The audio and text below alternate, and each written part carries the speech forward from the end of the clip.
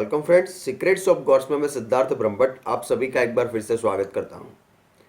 और आज हम आपको बताएंगे कि भगवान महादेव ने सभी पांडवों को पुनर्जन्म का श्राप दिया था। महाभारत का युद्ध खत्म हुआ, उसका आखिरी दिन था और आखिरी दिन दुर्योधन जब मरणासन पर था तब उन्होंने अश्वत्थामा को बुलाया। अश्वत्थामा को बुलाकर दुर्योधन ने अश्वत्थामा से यह कहा कि तुम नीति या अनीति कुछ भी मत देखो, लेकिन मुझे सिर्फ पांचों पांडवों का कटा हुआ सिर देखना है। अश्वत्थामा ने दुर्योधन की इस आज्ञा का स्वीकार किया और अश्वत्थामा ने दुर्योधन का वचन दिया कि वे पांचों पांडवों का कटा हुआ सिर लेकर उनके सामने रख देंगे ताकि दुर्योधन को चैन की मृत्यु प्राप्त हो। उसके बाद अश्वत्थामा और उनके साथी पांडवों की मृत्यु का षड्यंत्र रचने लगे। और इधर भगवान श्री कृष्ण जानते थे कि युद्ध का अंतिम दिन है, इसलिए काल कुछ ना कुछ चक्कर अवश्य चलाएगा और उसी चक्कर में पांडव की मृत्यु शायद हो सकती है। ये बात भी आपको जाननी चाहिए, शायद कुछ लोगों को पता होगी शायद नहीं होगी, कि भगवान श्री कृष्ण ने पांडवों को ये वचन दिया था कि पांचों पांडवों में से अगर किसी एक की भी मृत्यु होगी तो श्री कृष्ण को स्वयं उनका देह त्यागना पड़ेगा। इसलिए और सभी पांडव श्री कृष्ण के शरण में भी थे, इसलिए भगवान श्री कृष्ण पांडवों की रक्षा के लिए बंधे हुए थे, क्योंकि उनका काम था उनका काम था कि जो महाभारत का युग है उनको समाप्त करके कलयुग की फिर से स्थापना करना। इसलिए श्री कृष्ण अपने दायित्व से बंधे हुए थे। लेकिन कृष्ण जानते थे कि अश्वत्थामा और काल ये दोनों कुछ ना कुछ चक्कर चला के पांडवों की हत्या करने का प्रयास अवश्य करेंगे। इसलिए भगवान श्री कृष्ण ने इस काल के चक्र से बचने के लिए उन्होंने स्वयं महाकाल की आराधना शुरू कर दी और भगवान शिव भगवान कृष्ण के सामने प्रत्यक्ष हुए। जब भगवान कृष्ण ने स्वयं महाकाल की स्तुति की, जब भगवान शिव प्रत्यक्ष हुए तब श्री कृष्ण ने भगवान शिव से यह कहा कि सभी पांडव उनके शरणार्थी हैं, इसलिए वे स्वयं जगत पिता होने के कारण उनकी मदद करे और पांडवों को काल के चक्र से मुक्त करे और स्वयं उनकी रक्षा शिव स्वयं करे।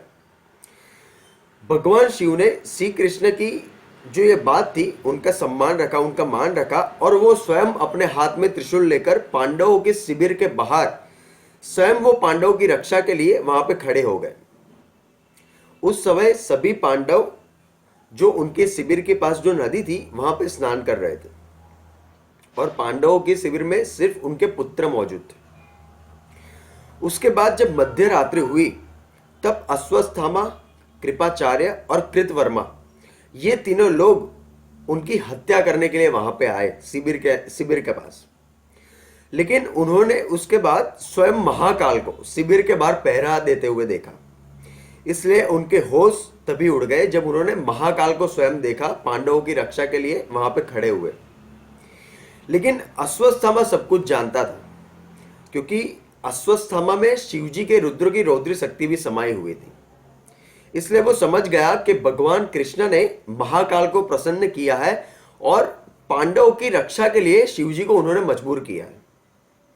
अश्वत्थामा भी ब्राह्मण पुत्र था, द्रोणाचार्य पुत्र था एवं महाशिव भक्त था। वो भी जानता था कि किस तरह से शिवजी को प्रसन्न किया जा सकता है। इस तरह अश्वत्थामा ने भी महाकाल की आराधना करना शुरू कर दिया।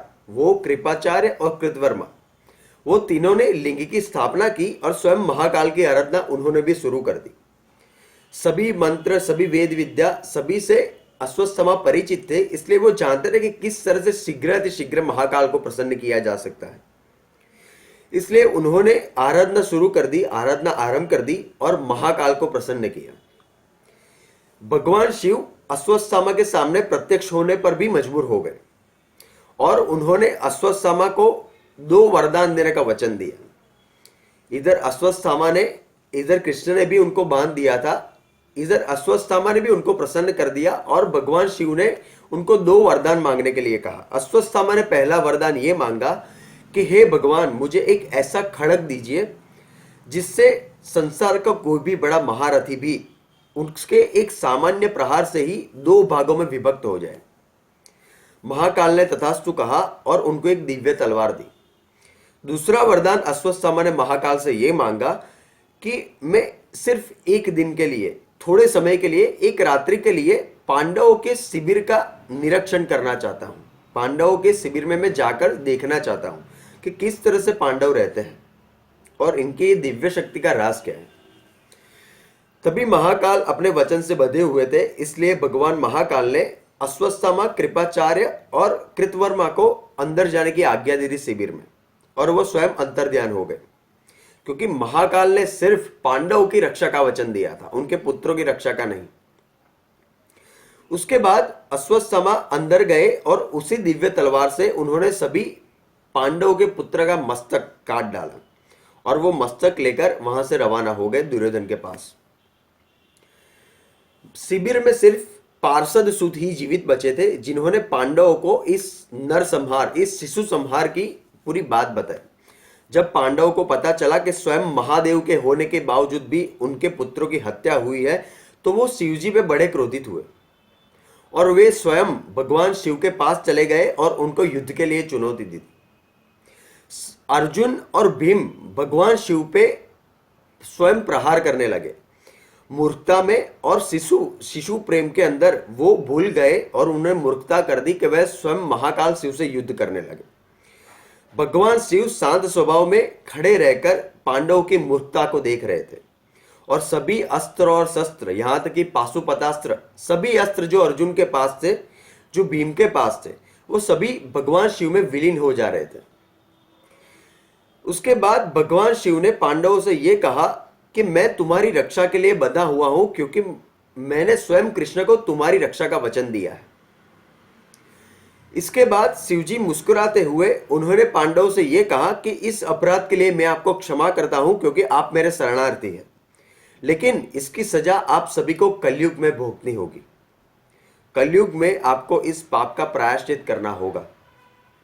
उसके बाद भगवान शिव अंतर्ध्यान हो गए और जब श्री कृष्ण को इस बात का पता चला, तब उन्होंने पांडवों को उनकी मूर्खता के बारे में बताया कि उन्होंने कितनी बड़ी मूर्खता की है। साथ ही भगवान श्री कृष्ण ने पांडवों को समझाया कि आपके जितने भी पुत्र हैं, उनका जीवित रहना असंभव है, क्योंकि ये विधि का विधान है कि उनकी उम्र ही नहीं है, उनका कोई आयुष्य नहीं है। क्योंकि अगर आपके देवीय पुत्र फिर से जन्म लेंगे तो फिर से एक महाभारत खड़ी फिर से एक महाभारत हो जाएगी, फिर से एक दुर्योधन आएगा और फिर से महाभारत होगी। ऐसे ही युग चलता रहेगा, कलयुग नहीं आ पाएगा। पांडवों को अपनी गलती का एहसास हुआ और श्री कृष्ण ने कहा कि स्वयं आप सभी को और मुझे भी अभी फिर से महाकाल की आराधना करनी होगी, क्योंकि मुक्ति का मार्ग सिर्फ अब महाकाल ही बता सकते हैं। श्री कृष्ण ने और सभी पांडवों ने फिर से शिवजी की आराधना की। फिर से शिवजी कृष्ण के सामने प्रत्यक्ष हुए और भगवान श्री कृष्ण ने पांडवों की ओर से माफी मांगी महाकाल से कि उन्होंने मूर्खता में आप पे प्रहार किया है और दया करे और अभी आप पांडवों को उनको मुक्ति का मार्ग बताएं। भगवान महाकाल ने भगवान श्री कृष्ण से यह कहा कि जिस समय उन्होंने पांडवों को श्राप दिया, उस समय वो माया में बंधे हुए थे, इसलिए उनके शाप को वापस लेना असंभव है, लेकिन ये शाप को वो कम कर सकते हैं। भगवान महाकाल ने सभी पांडवों से यह कहा कि आप स्वयं नहीं, लेकिन आपका अंश कलयुग में अवतरित होगा और वे सभी अपने पापों का प्रायश्चित करके फिर से मुक्ति को प्राप्त होंगे। भगवान महादेव ने कहा कि युधिष्ठिर सिरिस नगर के राजा कलयुग में होंगे, जिनका नाम बलखानी होगा, और अर्जुन ब्रह्मानंद के रूप में जन्म लेंगे, जो स्वयं शिवजी के भक्त होंगे। भीम बनारस पे राज करेंगे, जिनका राजा वीरान होगा, और नकुल जो है वो कान्याकुब्ज के रूप में कलयुग में अवतरित होंगे, जो रत्नाभानु के पुत्र होंगे, और सहदेव राजा भीम सिंह के पुत्र देव सिंह के रूप में जन्म लेंगे। इसी तरह से कहकर भगवान महादेव यानी कि महाकाल बाद में फिर से अंतर्ध्यान हो गए और इसी तरह से पांडवों के अंश फिर से कलयुग में उत्पन्न हुए और अपने अपने पापों का प्रायश्चित करके फिर से वो स्वर्ग की ओर प्रस्थान कर गए। तो इसी तरह से पांडवों को भगवान शिव ने श्राप दिया था। तो धन्यवाद। आप प्लीज हमारे चैनल को सब्सक्राइब करें और अपने कमेंट्स भी दीजिए। Thank you.